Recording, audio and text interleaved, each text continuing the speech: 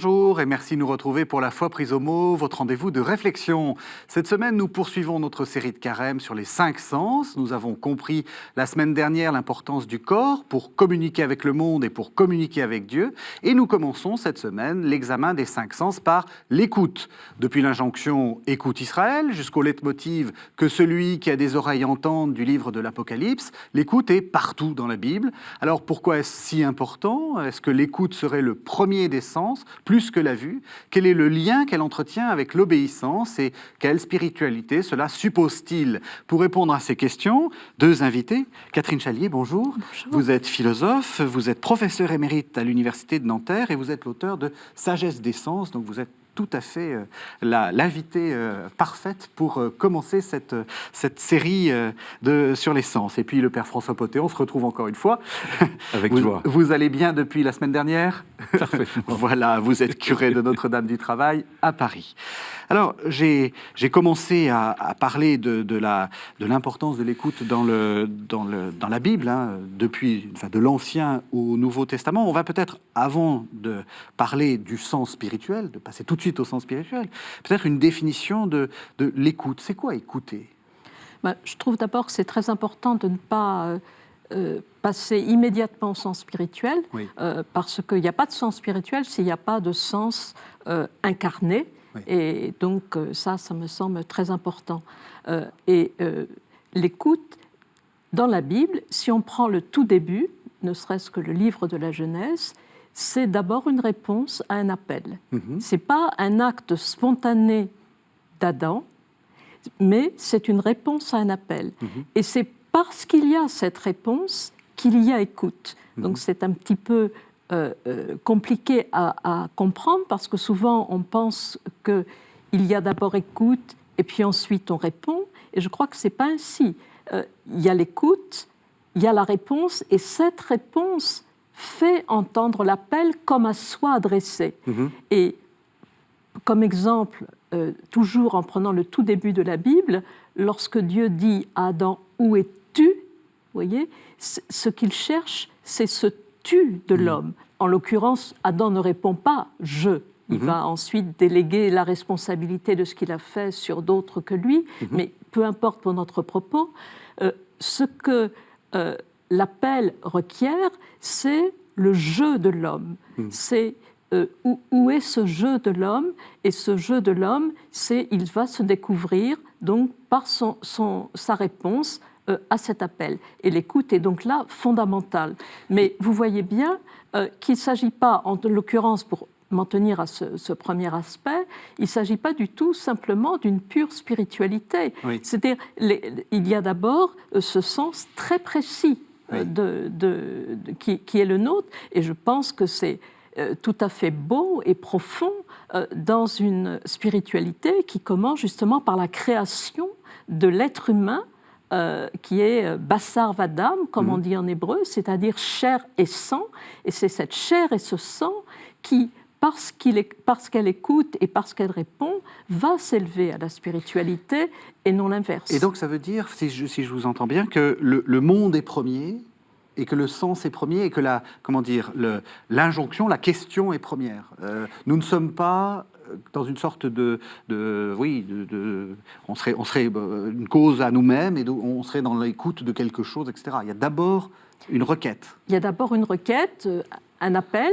Donc un appel, et cet appel, bien sûr, nous pouvons ne pas l'écouter, nous pouvons le refuser, et il y a plein d'exemples de ce genre dans le texte biblique. C'est pourquoi on ne peut pas dire que l'écoute en soi est une bonne chose, parce qu'elle peut être susceptible de divaguer et de se refuser. Tous les sens peuvent être aussi fermés, obtus. Hein, les prophètes diront ils ont des oreilles, ils n'entendent pas. Donc voilà, donc c'est une requête, mais on voit que c'est une requête qui vient ouvrir en nous une dimension qui, sans cet appel, ne serait pas. Et alors ça nous dit une chose très profonde sur l'être humain en général, c'est que l'être humain est d'emblée un être en relation. Il n'est pas un être pour soi, il est d'emblée un être en relation et un être de réponse. Ça, c'est quelque chose d'important. Très. Moi, il me semble important de faire, on pourrait le faire dès maintenant, la nuance entre écouter et entendre. Oui. Parce que c'est pas du tout la même chose. J'entends du bruit, j'entends des choses. J'écoute, j'entends quelque chose d'intelligible. Oui. Et du coup, c'est plus du tout pareil si j'écoute ou si j'écoute pas. Entendre, j'entends. Et on peut ne pas. Enfin, c'est très difficile de ne pas c'est entendre. intelligible ou non, Sauf en se bouchant les selon que oreilles. j'écoute. Oui, voilà, c'est ça. Tant que je n'écoute pas, j'entends du bruit, j'entends du blabla, j'entends. Et ce qui est très beau, c'est que la parole, c'est quand même la. Enfin, on va le redire évidemment en entrant dans la Bible, mais même en dehors de la Bible, la parole, Dieu dit. Et la parole est première. Vous dites écoutez, c'est pas la première puisque c'est second. Et Dieu dit et tout commence avec une parole. Et entendre, j'entends quelque chose, mais si j'écoute, j'entends une parole. Et ce qui est important, c'est que ça correspond aussi à notre expérience, alors la plus simple, c'est qu'il y a toujours quelqu'un avant nous, avant que nous soyons nés, il y a eu une parole, il y a eu des gens, il y a eu notre mère, etc.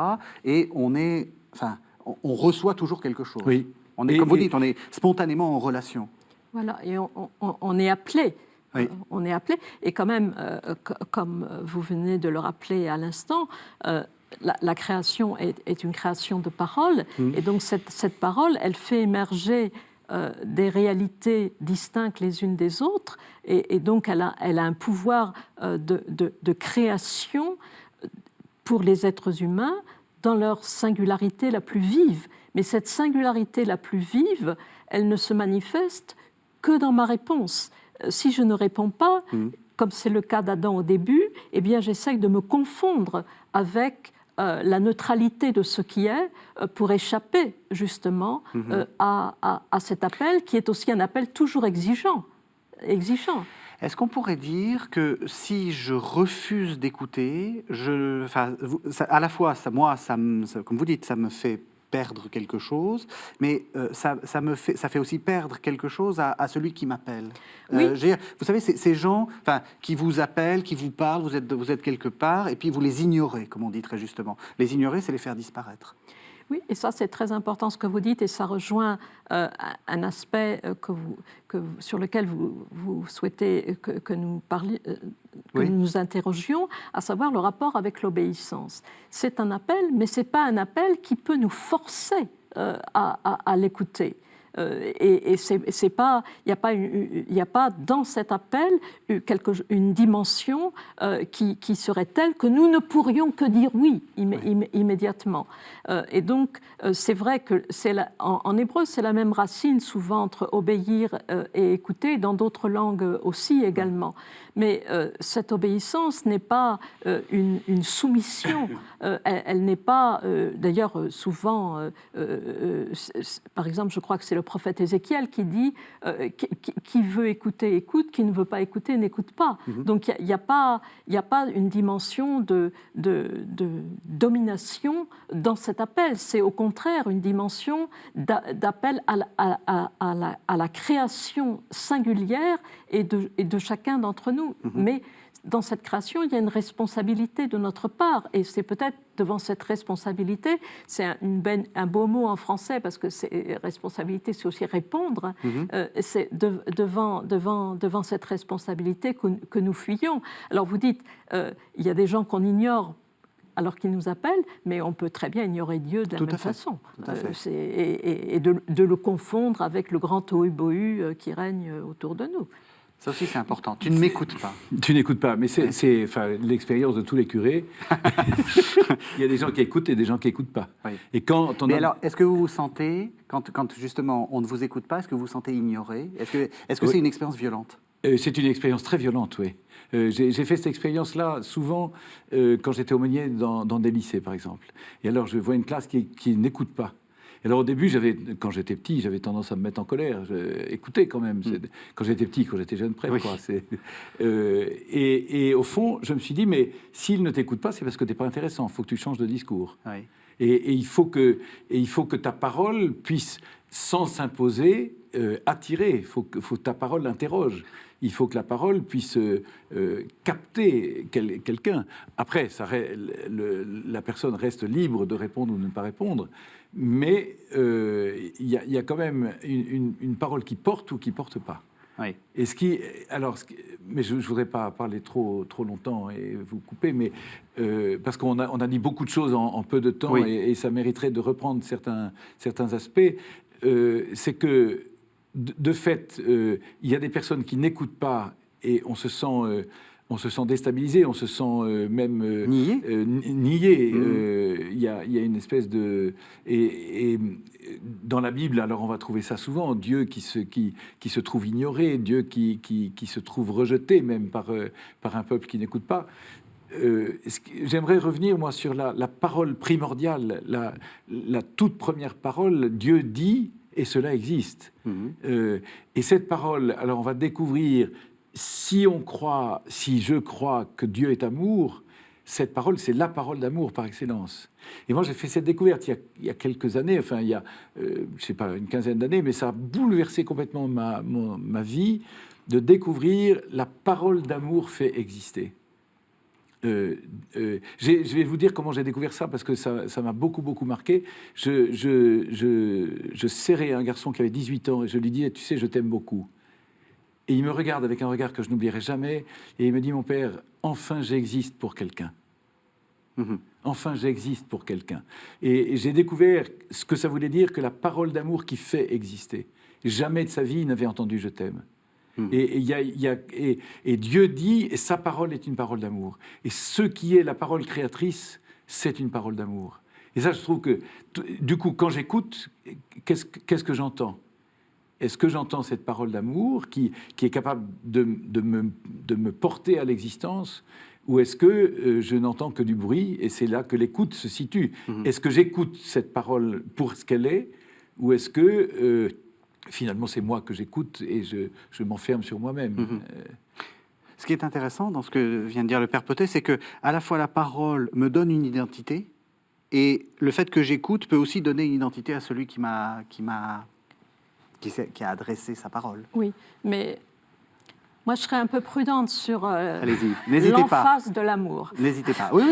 Avec un peu prudente, parce que c'est pas si simple. Oui. C'est pas si simple. D'une part, suis-je sûre que ma parole est une parole d'amour ? Moi, être humain, je parle pas. Oui.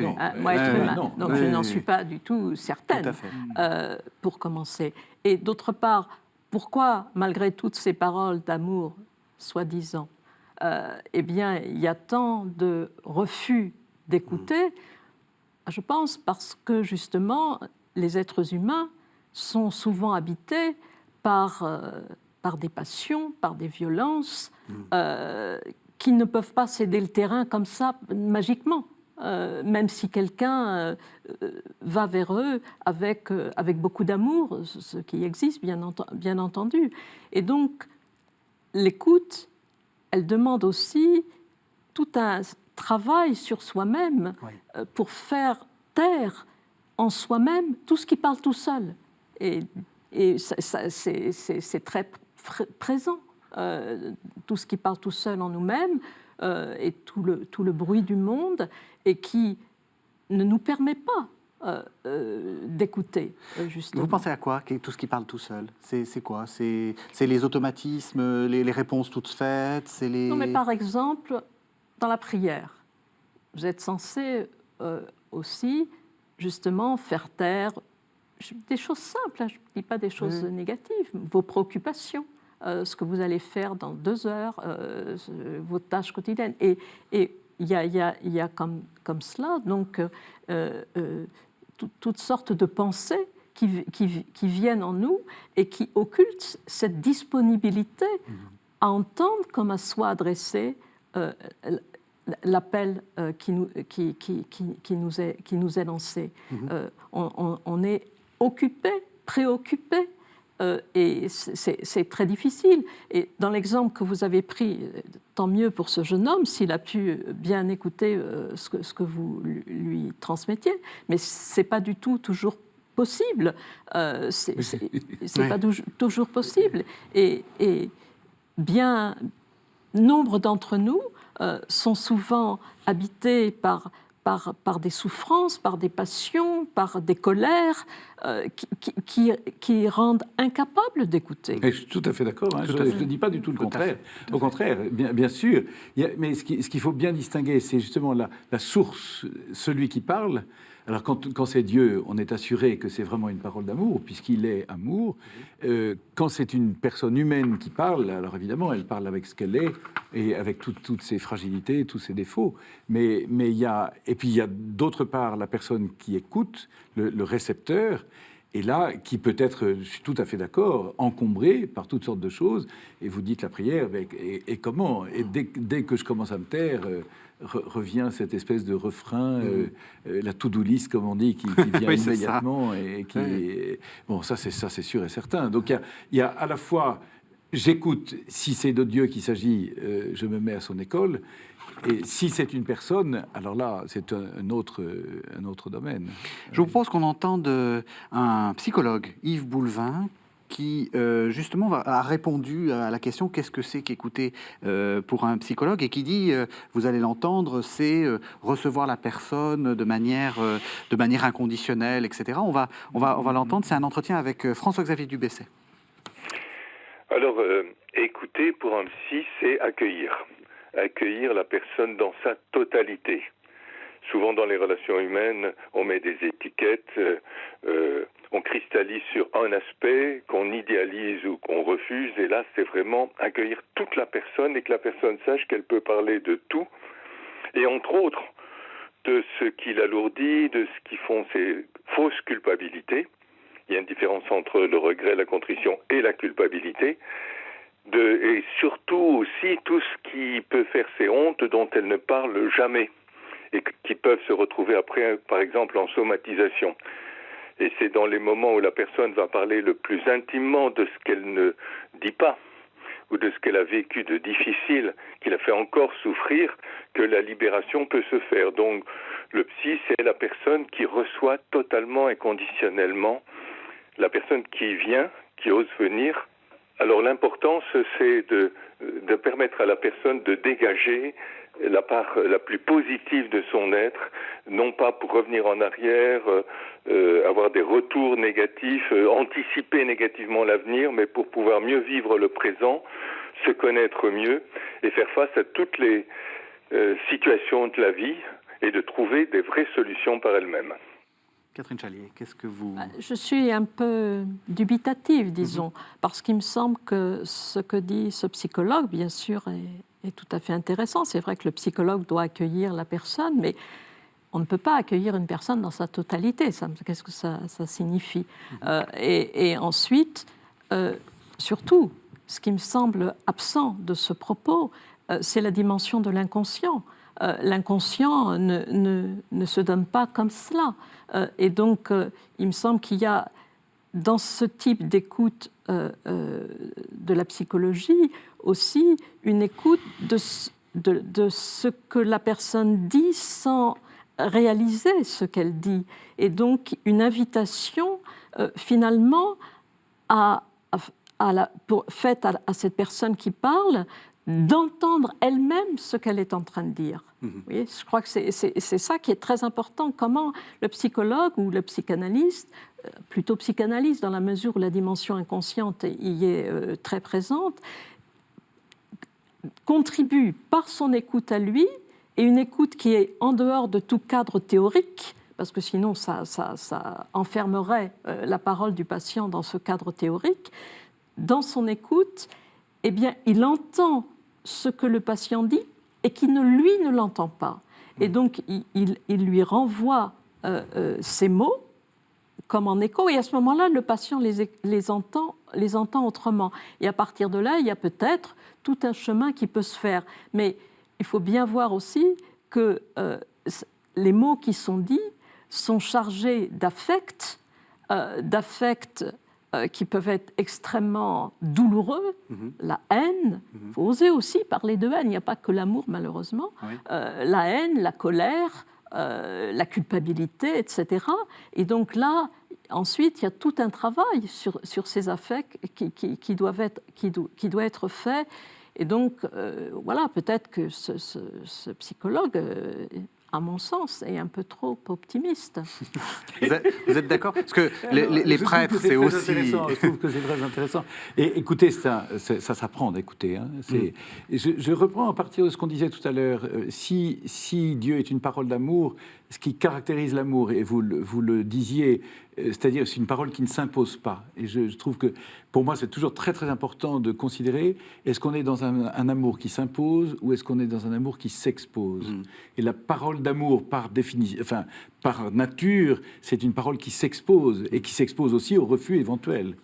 Et du coup, pour le psychologue, mais aussi pour le prêtre et pour l'écoutant d'une manière générale, une mère qui écoute sa fille, et un époux qui écoute son épouse, enfin, quiconque veut écouter doit s'exposer, c'est-à-dire ne doit jamais s'imposer. S'il s'impose, on empêche de parler. Et on empêche la personne, comme vous disiez très justement, on empêche la personne d'entendre ce qu'elle dit. Ça vous arrive, ça, de le dire et t'entends ce que tu dis? Bien sûr, bien sûr. Alors que si la personne qui écoute, justement, non seulement ne s'impose pas, mais s'expose gratuitement, elle permet à une personne de dire, et elle lui permet surtout d'entendre ce qu'elle dit. Et ce qui me paraît très, très fort, dans le cas d'un psychologue, effectivement, pour entendre aussi l'inconscient se dévoiler. Combien de fois une personne sort de mon bureau en disant « Merci beaucoup, mon père, tout ce que vous m'avez dit, ça me sert beaucoup. » J'ai rien dit du tout. J'ai rien dit du tout, mais c'est toujours bon signe, parce que ça prouve que la personne a pu parler et du coup, a pu dire des choses qu'elle a entendues. Je vous propose qu'on entende un texte central dans la Bible. C'est le texte du Deutéronome, c'est le chapitre 6, c'est les versets 4 à 12. C'est le fameux Shema Israël, c'est « Écoute Israël, le Seigneur notre Dieu est l'unique ». Écoute, Israël, le Seigneur notre Dieu est l'unique. Tu aimeras le Seigneur ton Dieu de tout ton cœur, de toute ton âme et de toute ta force. Ces paroles que je te donne aujourd'hui resteront dans ton cœur. Tu les rediras à tes fils, tu les répéteras sans cesse, à la maison ou en voyage, que tu sois couché ou que tu sois levé. Tu les attacheras à ton poignet comme un signe. Elles seront un bandeau sur ton front. Tu les inscriras à l'entrée de ta maison et aux portes de ta ville. Quand le Seigneur ton Dieu te fera entrer dans le pays qu'il a juré à tes pères, Abraham, Isaac et Jacob, de te donner, quand tu auras des villes grandes et belles que tu n'as pas bâties, des maisons pleines de richesses que tu n'y as pas entassées, des citernes que tu n'as pas creusées, des vignes et des oliveraies que tu n'as pas plantées. Quand tu auras bien mangé et te seras rassasié, alors garde-toi d'oublier le Seigneur, lui qui t'a fait sortir d'Égypte, de la maison d'esclavage. Voilà, alors, est-ce que vous êtes d'accord si je dis que c'est un des textes centraux à la fois de l'Ancien Testament, de la foi juive et puis probablement aussi du christianisme? De l'Ancien Testament, comme vous dites, et de la foi juive, certainement. Oui. C'est un texte qu'on répète soir et matin. Oui. Donc, c'est un texte essentiel, bien sûr. Et alors, d'abord, il faut voir, écoute Israël, l'Éternel est notre Dieu, l'Éternel est un. Ce n'est pas un commandement, c'est une annonce. Oui. Te dit que Dieu est un. Tout à fait. Bon. Et souvent, quand on récite cette phrase, on se met la main devant les yeux parce que rien de ce qui nous entoure ne peut donner une idée de cette unité.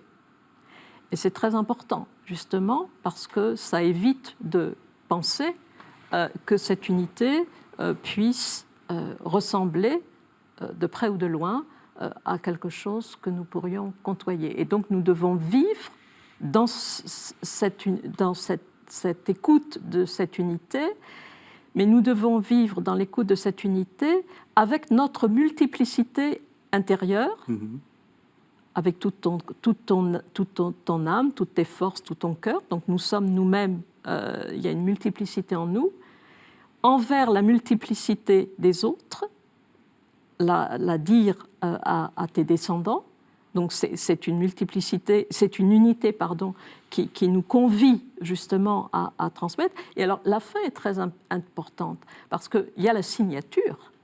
La signature, c'est « Je suis l'Éternel, ton Dieu, qui t'a fait sortir d'Égypte ». Alors qu'est-ce que c'est la sortie d'Égypte ? La sortie d'Égypte, c'est quand même le passage de l'esclavage à la liberté. Et donc, toutes les fois où on a la tentation d'écouter cette parole en faisant une parole justement de domination ou autoritaire ou de contrainte, eh bien, on n'est pas fidèle à la signature. La signature, c'est « Je suis l'Éternel ton Dieu qui t'ai fait sortir d'Égypte » et donc c'est un Dieu qui aime, pour reprendre votre mot favori, la liberté des hommes, qui aime la liberté des hommes. Et donc cette écoute, non seulement est compatible avec notre liberté, mais elle est impossible sans cette liberté. Alors, on pourrait dire, mais pourquoi cette unité, justement ? Donc cette unité, ça nous invite aussi à regarder le monde, à écouter le monde dans la trace de cette unité qui n'est pas sensiblement, immédiatement à côté de nous. Justement, elle est impossible, l'écoute est impossible sans la liberté, en même temps qu'elle en est la source. Parce que c'est justement l'esclavage en Égypte, c'est que j'ai oublié d'écouter Dieu. Où j'ai refusé d'écouter Dieu. Je me suis noyé dans le monde et dans l'efficacité temporelle et dans le matériel, et j'ai oublié cette dimension. Et quand Dieu libère son peuple, il ne l'emmène pas tout de suite en terre promise, il l'amène d'abord au désert. Justement, c'est là qu'il va apprendre à écouter Dieu, d'une écoute qui ne l'enferme pas, au contraire, qui le libère au fur et à mesure. Parce que c'est l'écoute de Dieu qui va lui redonner cette liberté. Et ce que je trouve intéressant, c'est cette espèce de réalisme, si je puis dire, où on dit, on va te donner un joli pays, qui n'est pas à toi d'ailleurs, hein, c'est des choses que tu n'as pas plantées, des maisons que tu n'as pas construites. Garde-toi d'oublier le Seigneur. Absolument. C'est la tentation, enfin c'est le danger. Oui, puis c'est tout... Et puis c'est l'antithèse de l'Égypte, parce que l'Égypte c'est pas simplement qu'on a oublié Dieu. C'est le texte dit on est esclave. Oui. Mais pourquoi est-ce qu'on l'est devenu ? On est devenu esclave parce que Pharaon nous fait construire des pyramides. Et donc on peut penser que le fait de cette souffrance qui est une souffrance physique, et les commentaires disent, à force de souffrance, il n'arrivait même plus à crier. Donc la souffrance peut aussi nous rendre absolument dans un état de sidération tel que nous ne ressentons même plus notre souffrance. C'est terrible. Et la libération commence lorsque les Hébreux commencent à pouvoir crier et à appeler Dieu. Voyez. Mais dans les commentaires que j'ai lus, c'est pas du tout une condamnation. C'est au contraire, il y a des commentaires qui disent ils avaient gardé le souvenir du Dieu d'Abraham, d'Isaac et de Jacob. En particulier, ils avaient continué à donner des noms à leurs enfants qui rappelaient ce souvenir. Mais la souffrance, je veux dire, il faut aussi être consciente qu'elle peut nous aliéner totalement. La souffrance psychique, puisqu'on entendait ce psychologue à l'instant, et puis la souffrance sociale, politique et toutes sortes de souffrances. Et donc, c'est quand les Hébreux commencent à pouvoir crier vers Dieu, et Dieu se souvient de son peuple. Dieu se souvient de son peuple. Alors bien sûr, ce sont des métaphores à comprendre, mais ce sont des métaphores extrêmement profondes voilà. Et pour revenir au texte, donc ça c'est pour commenter la signature. C'est très important de commenter la signature de ce passage. Et oui, en effet, on peut être tenté à ce moment-là. Alors là, je serais d'accord avec vous sur ce point. Une fois qu'on est bien installé, qu'on a sa vigne et son figuier, etc. Bon, alors on peut se dire, ben voilà, c'est mon dû. Est-ce que vous diriez, on le dit souvent, que parce que les Juifs répètent, écoutent, qu'il y a une forme de, on dit audiocentrisme, enfin de primat de l'audition sur la vision?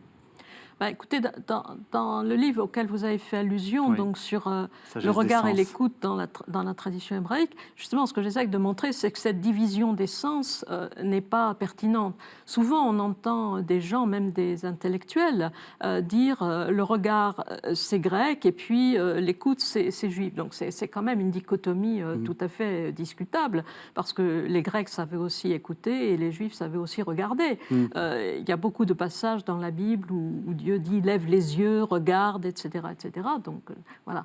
Et donc, moi, ce qui me semble, justement, c'est qu'on regarde à la mesure de ce qu'on écoute. Et donc, les deux sont tout à fait, sont tout à fait liés. Je ne crois pas du tout que les sens humains aient une vie indépendante, si vous voulez. Donc, dans ce petit livre-là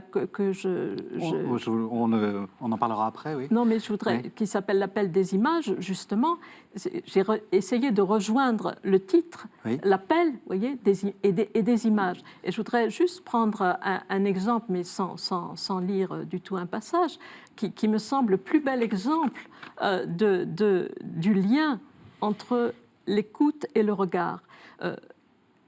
On dit que le visage humain, il est une image de Dieu. Dieu l'a créé à sa ressemblance, Tselem, justement. Mais en fait, quand je regarde un visage, je ne vois pas cette image directement. Et par exemple, les analyses de Lévinas sur le visage humain me semblent d'une profondeur très très grande. Donc Emmanuel Lévinas, Emmanuel un philosophe Lévinas, donc un philosophe juif du XXe siècle. du XXe siècle. Oui, et il dit, on ne voit pas un visage, on l'écoute. On l'écoute, et quand on l'écoute, on entend cette parole de Dieu, tu ne tueras pas. Non pas que le visage la prononce explicitement, même si ça peut arriver, mais il n'y a pas besoin qu'il la prononce explicitement.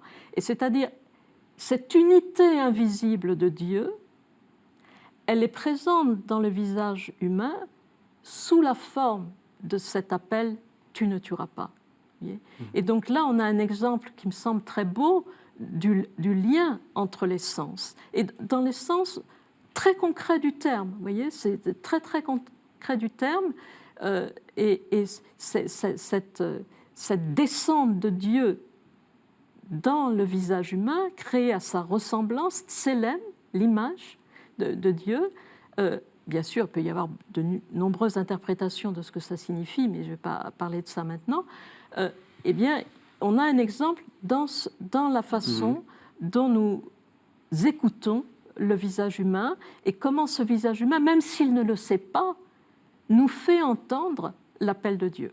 Alors ça, ça c'est une clé, si j'ose dire, du Nouveau Testament, Bien dans sûr. laquelle on voit bien que le Christ se manifeste, mais sans une parole ne se fait pas reconnaître. Des gens lui parlent, mais ne voient pas qui il est. Enfin, c'est vraiment la clé du Nouveau Testament. Avec, on en parlera peut-être à la fin de la série, la résurrection, Marie de Magdala, qui voit, mais sans la parole ne reconnaît pas.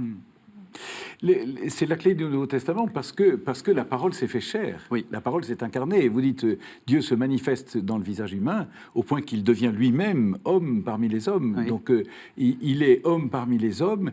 Et puis alors, la voix va se manifester et au baptême de Jésus et à la transfiguration. Celui-ci est mon fils bien-aimé en qui je trouve ma joie. Écoutez-le. Et je trouve ça extraordinaire.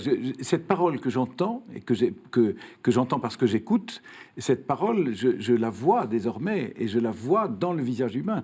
Et en pensant à l'Évangile, ce que vous avez fait, l'un de ces petits qui sont mes frères, c'est à moi que vous l'avez fait, ou inversement, c'est à moi que vous ne l'avez pas fait si vous n'avez pas fait l'un de ces petits.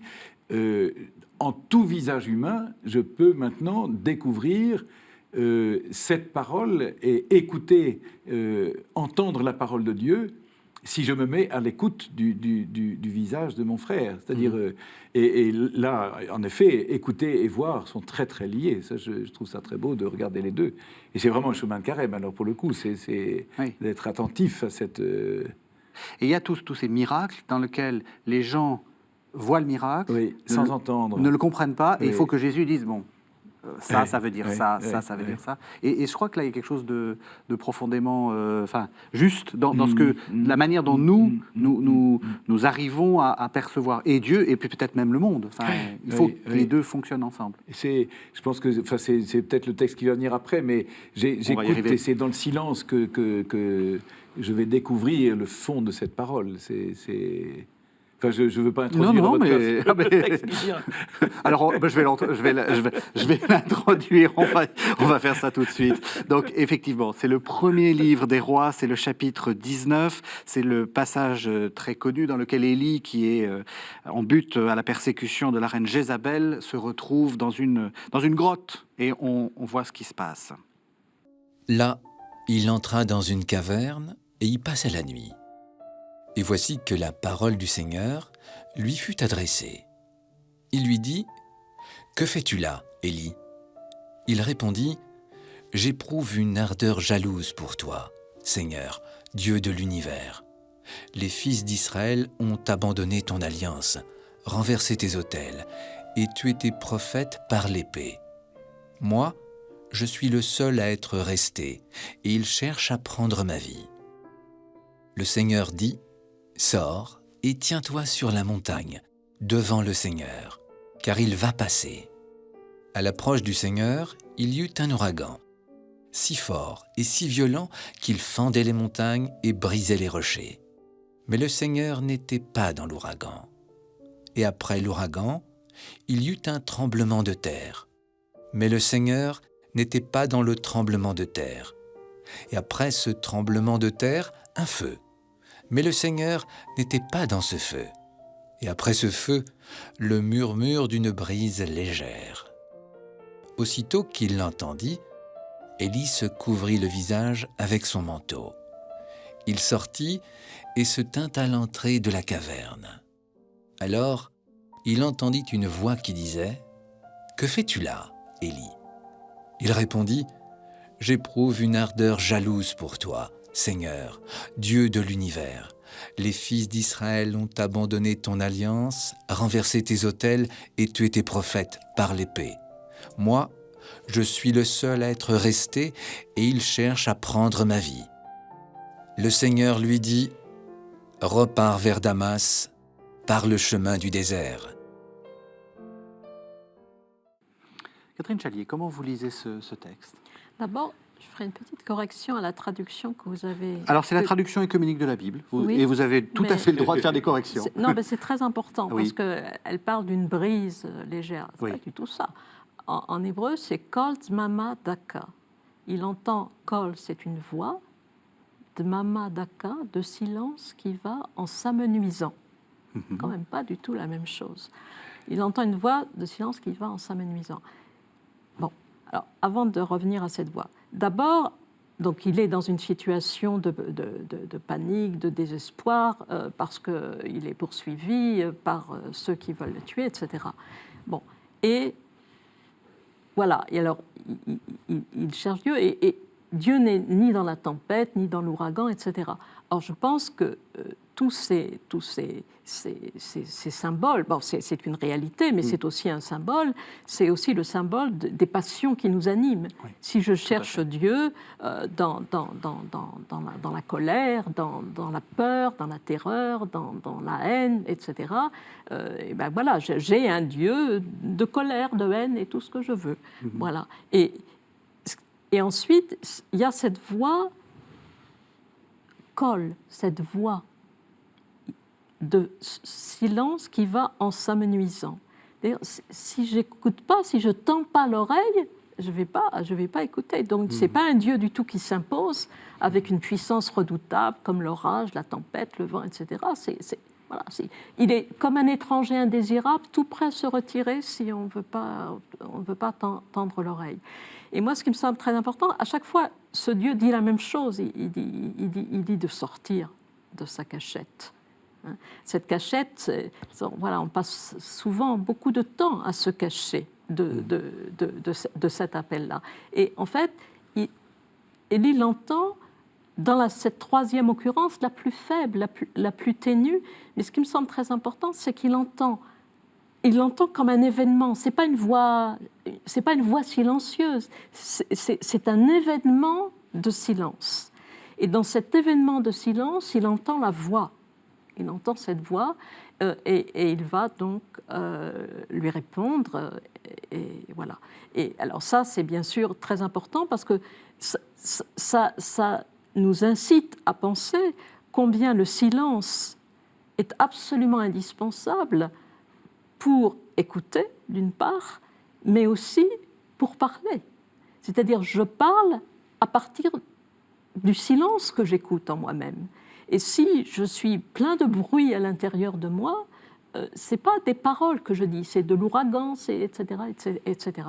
Donc, c'est bien sûr un texte très important et un texte, alors je ne vais pas embrayer là-dessus parce que ça serait beaucoup trop long, mais qui invite à une théologie qui n'est en rien une théologie d'une toute-puissance de Dieu.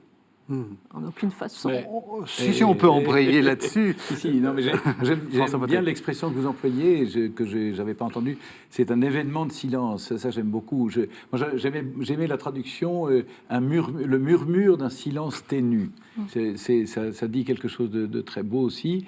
Et Élie, quand il va se cacher, là, il arrive avec tout son fatras. Parce que Jézabel lui fait la guerre, mais il faut reconnaître qu'il a égorgé les 400 prêtres de Baal. C'est ça.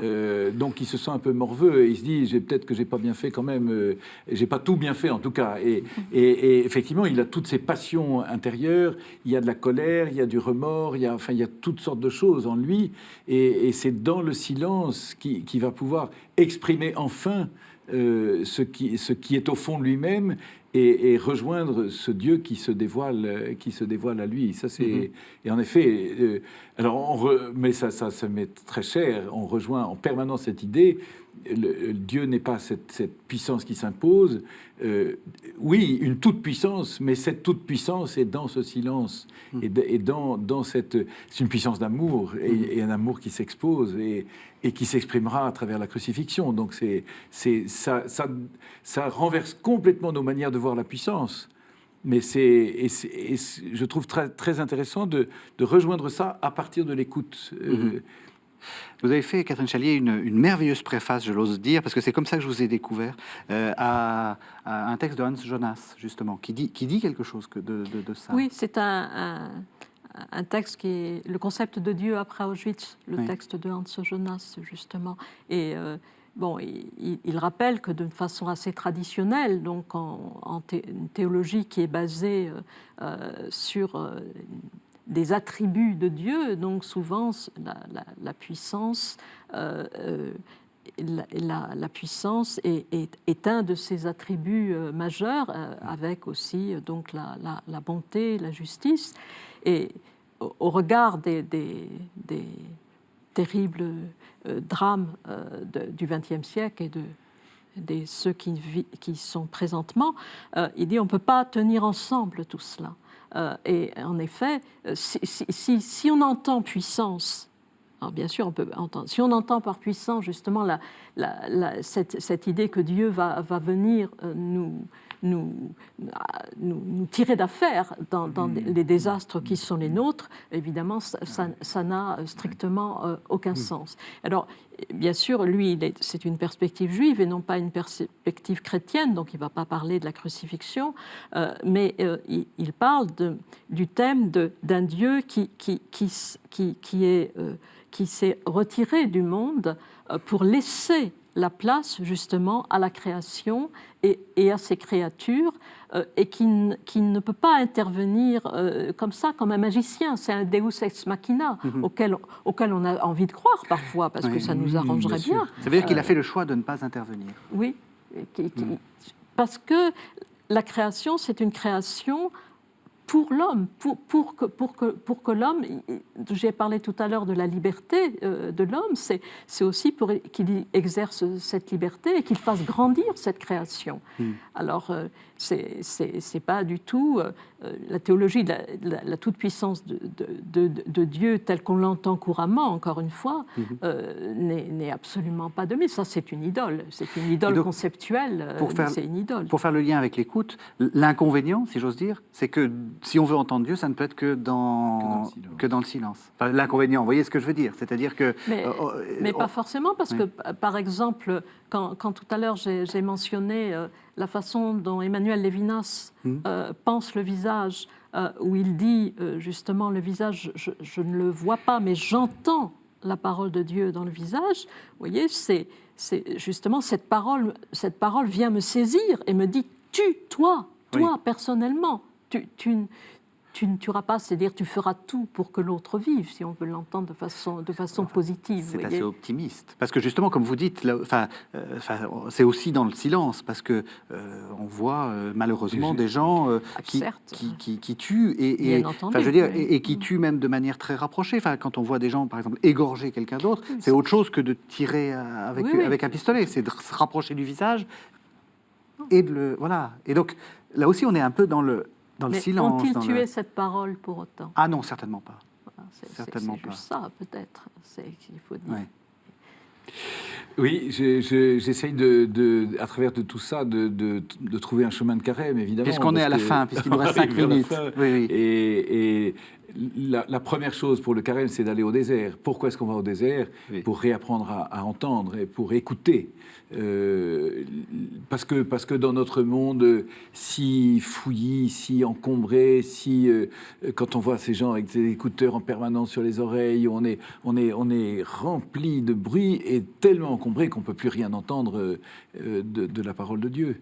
Et ce qui m'intéresse, enfin ce qui me tient, c'est que dans ce silence où je vais de nouveau entendre la parole de Dieu, parce que je me mets à son écoute, je vais pouvoir dire avec les psaumes, beaucoup de psaumes en particulier, je vais pouvoir dire à mon tour au Seigneur, écoute, comme si le Seigneur n'écoutait pas. Mais écoute ce que je dis, écoute-moi, j'ai ma souffrance, et le Seigneur écoute aussi, parce qu'il parle, mais il sait écouter. Mais si j'ai l'impression qu'il n'écoute pas, c'est parce qu'en réalité, moi, j'étais encombré. Et que j'étais, comme tout à l'heure Élie, encombré par ces bruits de tonnerre et les éclairs, et dans le silence du carême, dans le silence du désert, je vais pouvoir rejoindre ce lien que lui, Dieu, il est toujours disponible, c'est moi qui ne l'étais pas. C'est pas à moi de donner des conseils pour le carême, mais je crois qu'on sans aller dans le désert, parce que c'est pas donné à tout le monde de pouvoir aller dans le désert, on peut quand même faire des efforts, me semble-t-il, pour cesser de tendre l'oreille vers des paroles qui sont des paroles néfastes. En particulier, et ça c'est quelque chose de très très important dans le judaïsme, ce qu'on appelle la mauvaise langue, la shonara, c'est-à-dire la parole qui médit. Et qui médit et qui médire de quelqu'un, c'est abîmer ce quelqu'un, c'est s'abîmer soi-même et c'est abîmer celui qui écoute. Alors voilà un exemple très très concret. Sûr, vous voyez, tout à fait, et vous allez voir que ça réduit les conversations. Mais bien sûr. Et voilà, on est entouré comme de paroles quand même, ou de paroles accusatrices. Alors là, on arrête d'écouter la radio ou la télévision, enfin j'ai pas de télévision, mais la radio qui sans arrêt accuse. On est dans des paroles accusatrices. Bon, vous voyez, ça c'est des petits travaux pratiques concrets qui sont tout à fait faisables. Je souscris qui sont tout à fait on coupe faisables. peut-être aussi Twitter et Facebook, où il y a beaucoup de nouvelles accusatrices. Des nouvelles accusatrices. Et puis aussi, tout en bien sûr restant informé de ce qui se passe dans le monde, ne pas être submergé par les mauvaises nouvelles du monde qui sont, par exemple, le matin, si son premier geste c'est d'écouter les informations, vous êtes accablé pour le reste de la journée si vous les écoutez vraiment. Donc, c'est ce qui est pas sûr. Parce que, finalement, souvent, les seules bonnes nouvelles, et c'est entre guillemets bonnes nouvelles, c'est les publicités qui vous promettent. Voilà. Alors c'est terrible ça. C'est quand même terrible. Donc voilà, il y a des travaux pratiques très concrets, très simples. Moi, je dirais c'est la toute première première ascèse, même avant le jeûne de nourriture et toutes choses, le jeûne de l'oreille, le jeûne l'ascèse de l'écoute, de l'ouïe. Ça, je pense que effectivement, c'est une œuvre de libération pour donc, retrouver la parole. Vous conseillez de fermer la radio pour oui, pour alors à chacun trouver son truc, oui. parce que il y a des tempéraments différents, et donc il y en a qui savent utiliser la radio ou même Facebook, pourquoi pas avec sagesse, et puis d'autres qui sont submergés. Donc à chacun de trouver son ascèse propre. Mais il y a quelque chose à faire, ça c'est sûr. Oui, c'est sûr. Merci à tous les deux. Alors, j'ai fait fond pour cette émission sur votre livre, Catherine Chalier, un peu ancien, qui s'appelle Sagesse des sens, qui est paru aux éditions Albin Michel. Et puis, vous nous avez amené, ça vient de paraître, L'appel des images aux éditions Actes Sud. Alors, vous avez une trentaine de secondes pour expliquer, je suis désolé, c'est ça la télé, une trentaine de secondes pour expliquer ce que c'est un texte assez court. Oui, justement, l'appel des images, vous voyez simplement dans le titre qu'il y a à la fois l'ouïe et la vue qui sont sollicités. Et donc, entre autres, j'essaie dans le livre de réfléchir à l'inflation des images qui sont aussi dans notre monde. Ça serait l'ascèse de la vue qui serait souhaitable. On en parlera. Et puis, j'ai réfléchi aussi beaucoup au sens de l'interdit de la représentation, en montrant que ce n'est pas du tout toutes les images qui sont interdites, mais les images qui, justement, nous font manquer la dimension d'absence sur laquelle toute image est construite, et la dimension de l'invisible auquel renvoient les véritables images. Eh bien donc, Catherine Chalier, L'appel des images aux éditions Actes Sud. Merci à tous les deux. Merci de nous avoir suivis. Vous savez que vous pouvez retrouver cette émission sur www.ktotv.com. Vous pouvez la regarder autant de fois que vous le voulez. On se retrouve la semaine prochaine pour un nouveau numéro de cette série de Carême. À la semaine prochaine.